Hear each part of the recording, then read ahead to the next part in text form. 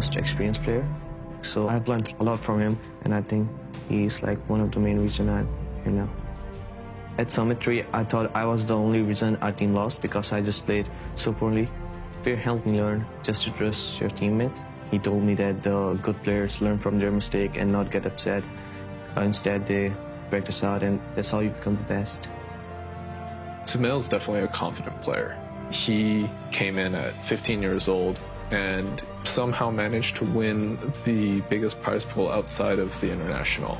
And a lot of that had to do with his confidence in himself. If he didn't have that, under all of that pressure, I think most players would have just crumbled.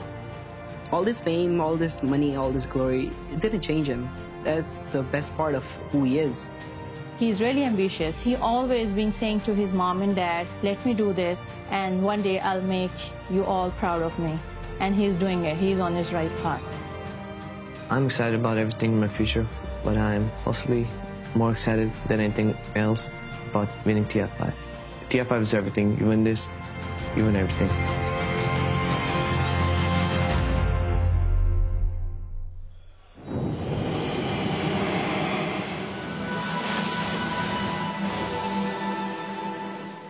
Sumail there from Evil Geniuses. It's a terrific story. It's one of those spine-tingling stories that just raises the goosebumps on your arms every time you listen to it and see it. And I don't know if anyone can relate to that. It's very difficult, obviously, because of the background that he's come from. But has anyone got anything similar that they can kind of relate to? He played Dota for more than half his life. Yeah. There's only a few people in competitive Dota that can say that.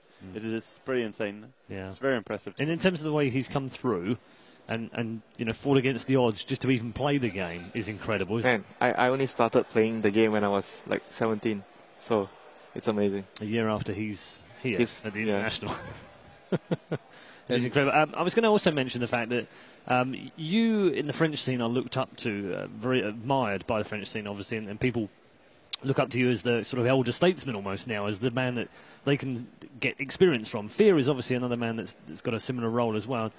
And Sumail having that kind of experience and that kind of mentality in his team has to help tremendously. Only a player like Fear can actually, help Sumail grow as a player, because Charlie, the EG's manager, he brought a really good point, which was it is very important in Dota to find the right balance between self-confidence and being open to criticism, and both clash all the time. You're like, if you're not confident in yourself, which means what you did was good, but, the environment or whatever, you need that confidence to actually be a good player. But on the other hand, yeah, and then when you talk to a player like Fear, or a player that you consider at least as good as you, but more experienced for sure, then you listen to him and you put aside all your ego, all your confidence, and you're like, well, he's better than I am. He knows better. I'm just gonna listen to him, and all of us as Dota players, we arrived where we arrived, and as far as we got, only because we were open to criticism, and that's the only way.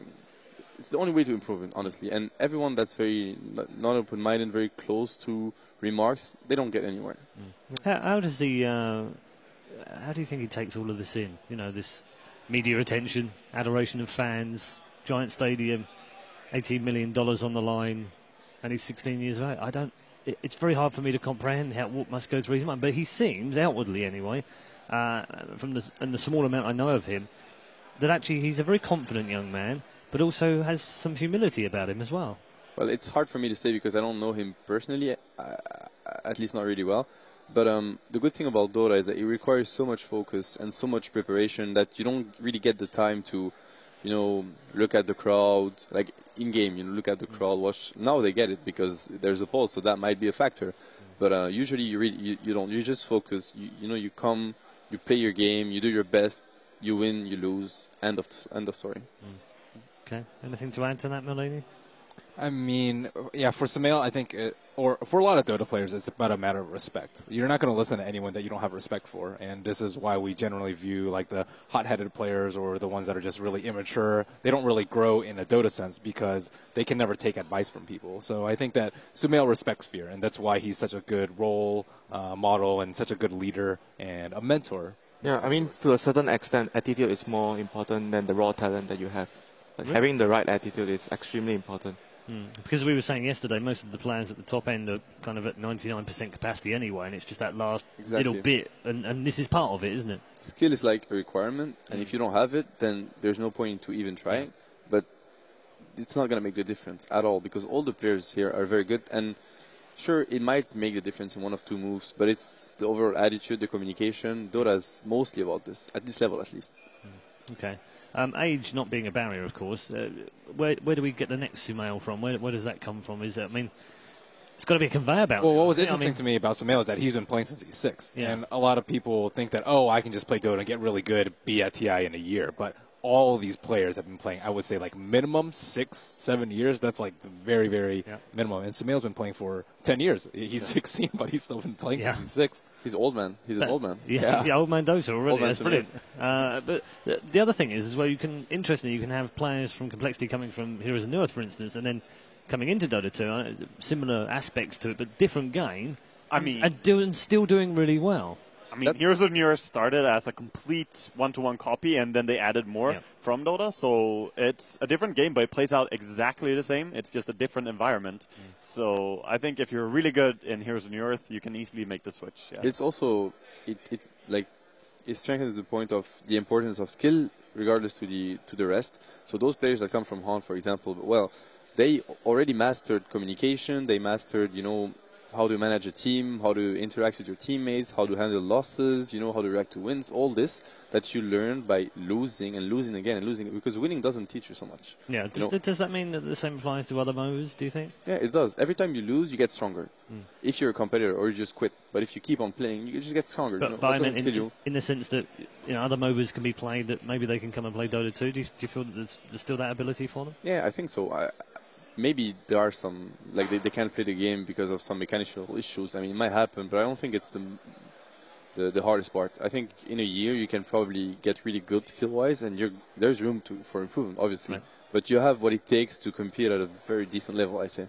I think a lot of it comes down to mentality as well, which is why we see a lot of players from both from CS and from Dota be good at the other game. Like we have S4, who was global elite in CS, and the CS players in NIP played Dota and have like 5.5 km or something. Like Forest in if you have the mentality, Forest in NIP, I think is probably the most talented video game I've ever known in my life. He seems to be stupidly good at everything he does. It's really annoying, actually. But you're right. Some players just have that ability, don't have that pro mindset, as you will. And they also play know almost anything they how to get better. Yeah. How do you improve in a game? What's the right mindset? What do you look at? It's the most important thing. Yeah, and then Sumail also added on the practice regime. He's quite happy to sit there for 9 hours. He treats that as practice, as a regimen. He has to sit down and do that. It's not always easy. He doesn't always enjoy those hours that he has to learn new heroes or do things that he perhaps doesn't enjoy doing. He just wants to play for fun, but he realises that actually that's going to help him improve and become a better player. And mentioning to what you said there, like spending 9 hours or something for practice, some people think that, just because I played, 8 hours in a row and 9 hours in a row, I should automatically get good. That's not really true. You need to actually think of it as practice and handle it that way. Criticize yourself. That is like the most important thing. And be open to just finding ways to improve. Interestingly, where do you go from?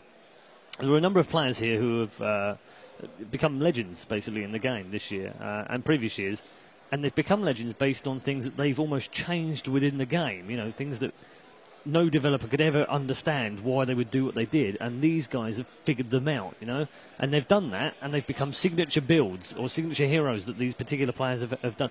How do you transition to that level of meta and actually start creating the game, if you know what I mean?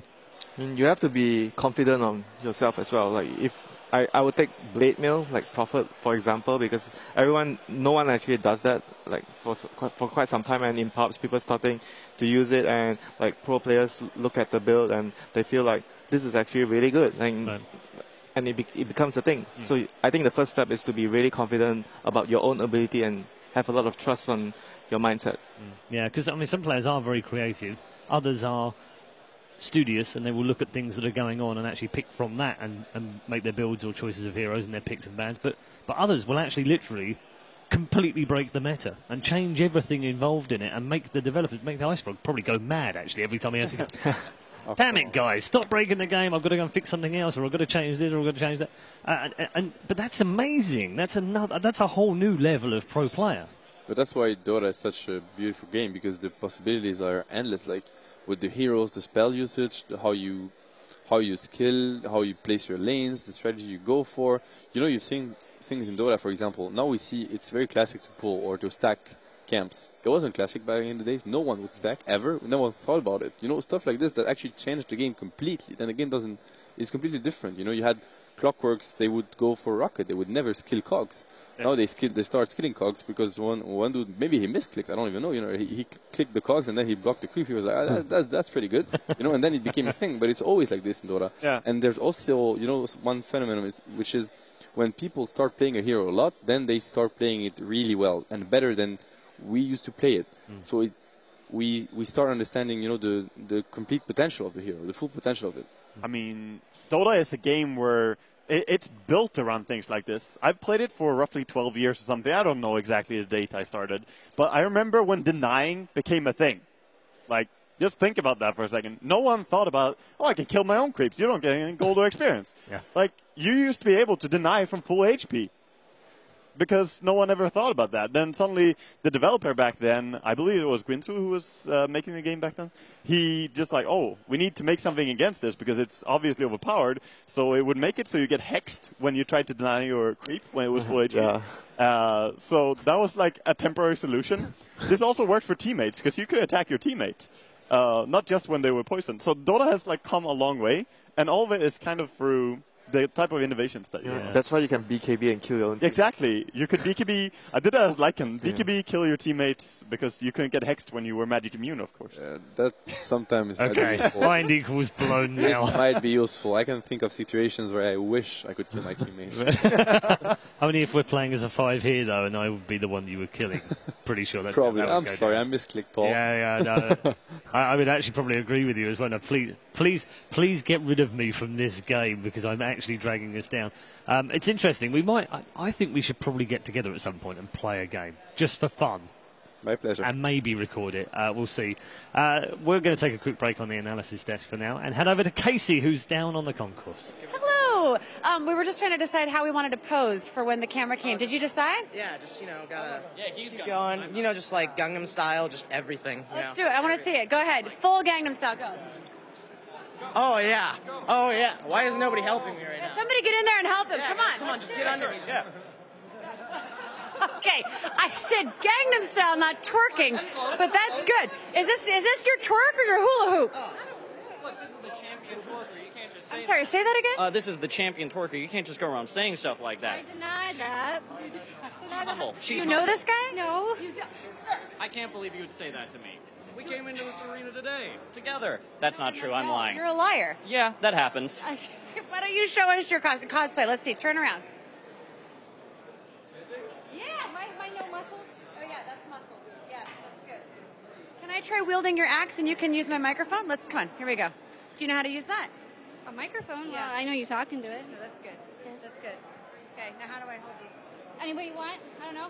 However you want to slice people up. What about like an airport worker, like this? You could do that. Like that? Yeah.